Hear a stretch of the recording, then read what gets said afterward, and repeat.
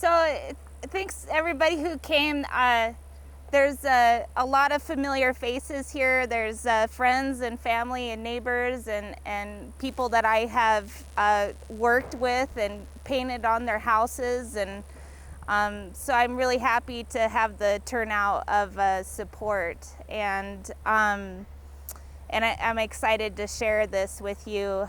So why I applied for this residency is because it to me, I could just see a continuation of what I was already trying to do in my life. So I had basically grew up on a job site. My dad was a builder, and I worked for him in the summertime.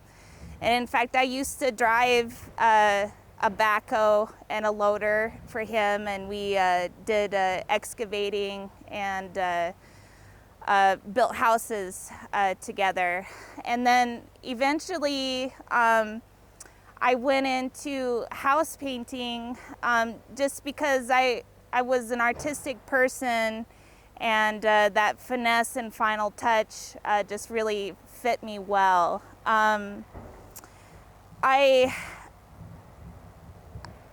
When I was young, I was really quite a bit of an athlete. I was in all kinds of sports. I used to lift weights, and I also had learning disabilities, ADHD and dyslexia, that just made me feel like this was my path in life that I needed to go.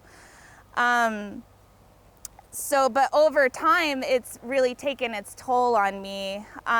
So a lot of the fumes that I have been exposed to in painting, lots of spraying lacquer, stains, varnishes, fine dust, has kind of heightened those learning disabilities. And then, which too made me feel even more that I needed to stay within that trade, because that was all that I thought that I could be good for. Eventually I met this guy who kind of gave me stability and access to the internet, which I honestly, for uneducated women, I think Google is the greatest thing on earth, because you can educate yourself. And I learned how to do that, and I found faux painting, and I also learned to start my own business instead of working for somebody else. And I've learned how to build my own website and just kind of create a career for myself that I don't think I would have had the opportunity before.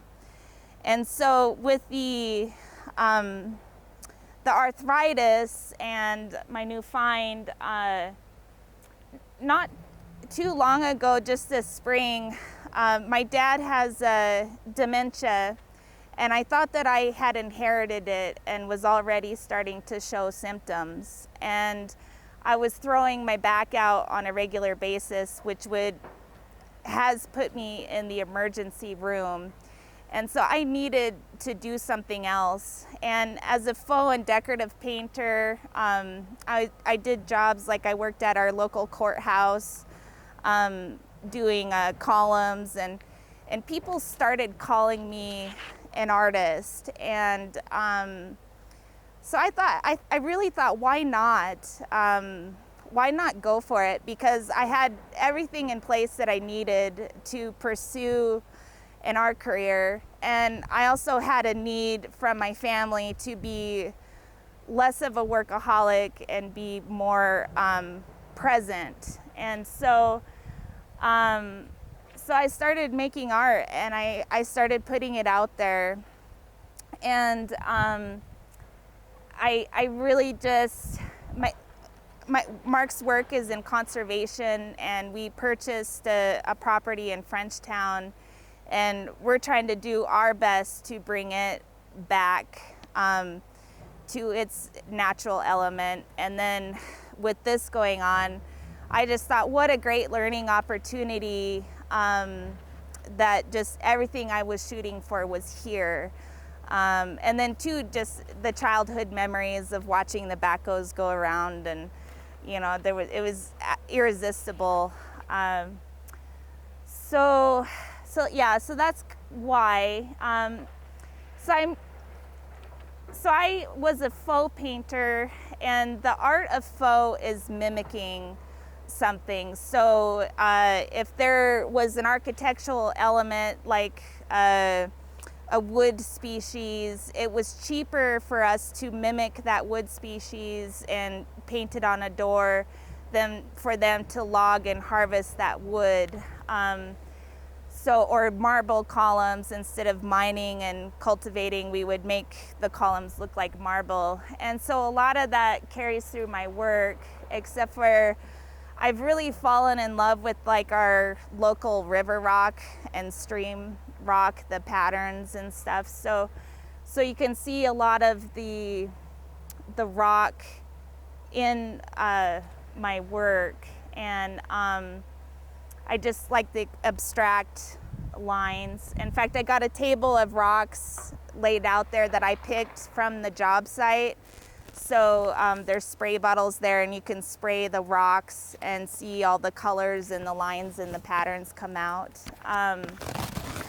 So that plain dark panel by Eric over there is the beginning of a piece. The triptych over there is a scaiola. Scaiola is a 16th century form of mimicking stone. The columns in the capital of Helena are made out of this stucco mixture. It's a gypsum, pigments, and glue, and it's mixed together like cement, and it can be carved and inlaid or shaped into anything. And then I like to use leftover building material, just because I accumulated a lot of stuff from my job sites, and I don't want to waste that, you know. So I am hoping to kind of just slowly filter it into my artwork. And if I don't have it, Home Resource does. And so that's flooring that panel.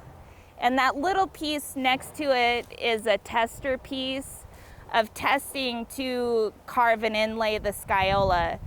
So I made several panels like that one, and my hope is to carve and inlay different designs and things. And those are the copy papers are templates that I'm making from the site here. So a lot of my work that I've gotten done so far has been on the computer, so that's why I brought those. So I'll put those through like a stencil cutting machine. It's really common in faux and decorative painting to design and make your own stencils. So that was just something that I wanted to learn, and I started making my own designs and incorporating it into my artwork. And that I tend to just take moments of enjoyment. So each of my pieces tend to have a little bit of a story. Like that one is my son gave me a white elephant. So my son went by a garage sale and picked up this stone white elephant and gave it to me out of the blue, no reason, no like Mother's Day, just saw it and wanted to give it to me. So that piece there is for my son and labeled it after him. And then the triptych is kind of a memory of my childhood.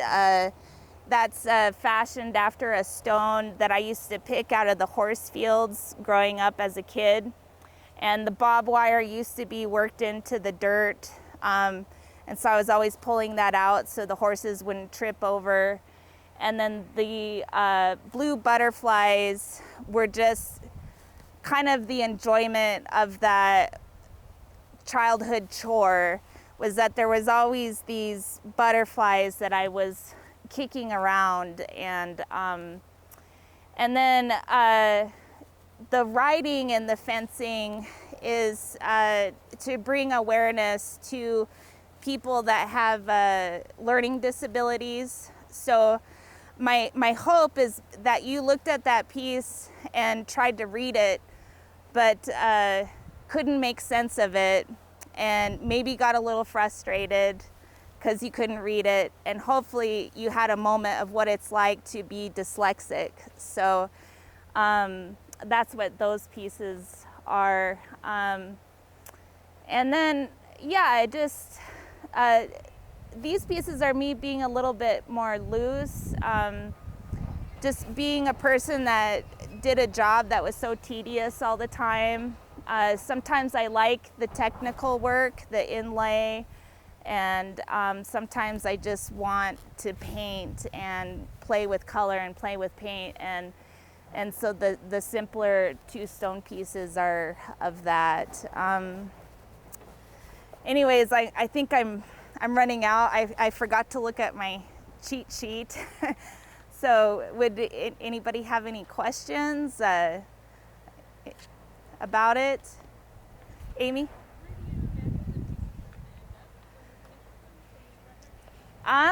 Oh, from the construction?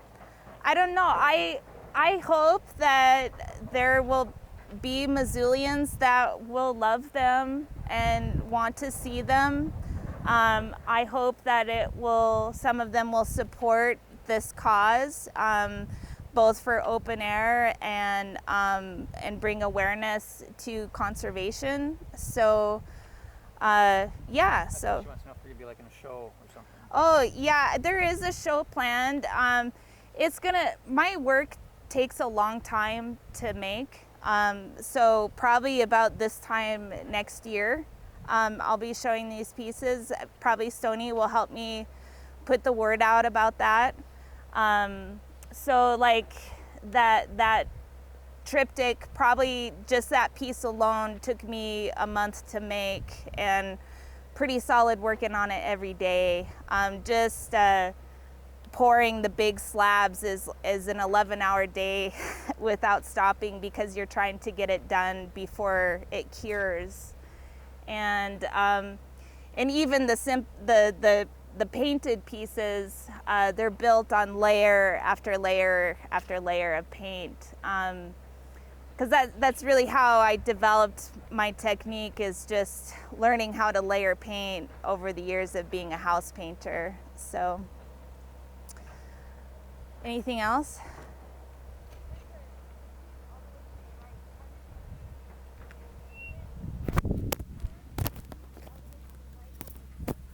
The sage and the bumblebee?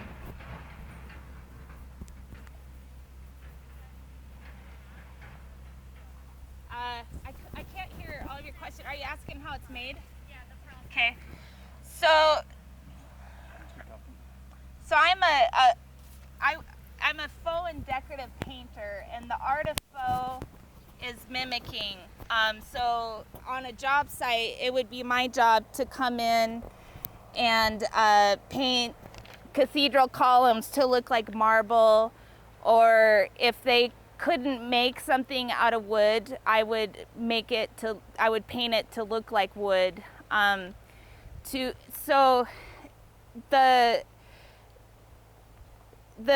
It's on a bifold door, and then it's plaster and paint for the stone. And then I take the masking paper off of my job sites and I stretch it, and then I paint it to look like wood. And then I take my templates and cut the paper and then collage it in. So it's made to kind of trick you, and make you think it's wood. But so yeah, that's how that piece is made. And that piece is bumblebees come with sage. There's a fishing trip my husband and I do every year in kind of sagebrush country, and that's just the moment the bumblebees would just come streaking through all day long while we were out there. So, anything else?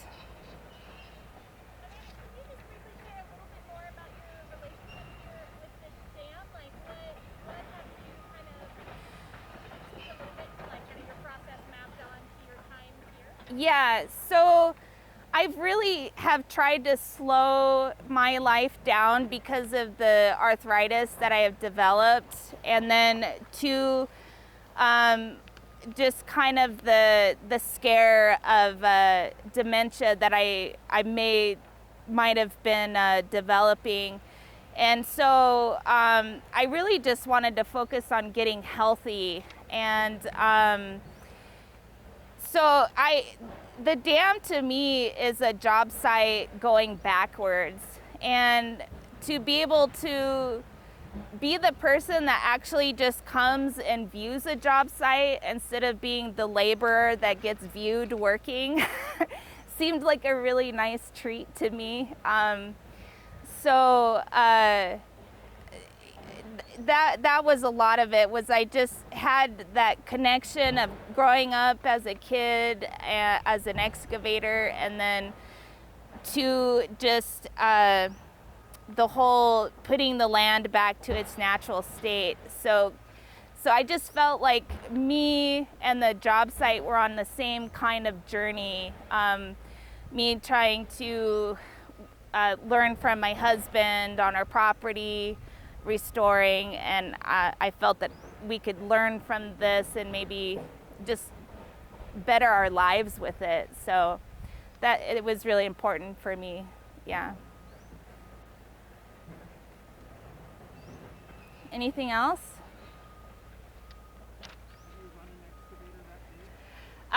Well, I did Kubota controls, which are backwards than I believe on a cat. And it's been 20 years since I did that. So, but if I remember right, it went like this, and then and you would scoop up the dirt and go. So, no, I feel in my life, I feel done with that stuff, you know. Yeah, oh really? Good, that's good, yeah. Yeah, I've seen, I feel hurt by all the years that I've spent in the building trades, and I'm just excited to live a different life now, you know, live a life as a mom and a wife and an artist, and that's my goal. So, but it was fun. It was kind of neat being a teenager. I made more money. I had a car first, you know, so it was a good job to have during that time. Yeah. Anything else? No? Eric?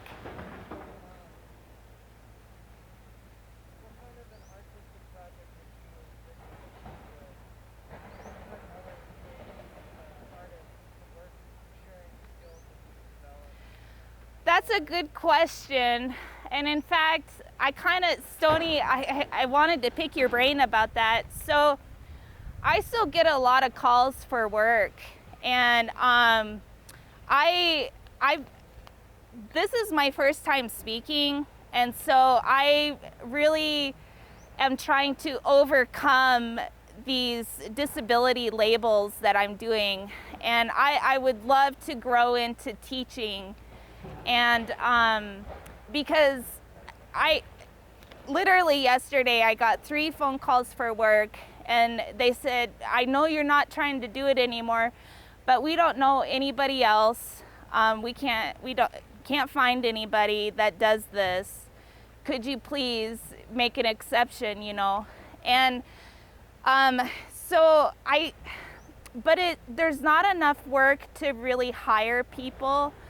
And so I have a curiosity if there are loopholes that we could find to make it legal for artists to come together and do jobs like faux and like painting the columns at the courthouse and teaching that skill. So yeah, that is a part of my life that I maybe hope to move towards is to see if we could make a team of artists or teach others what I do.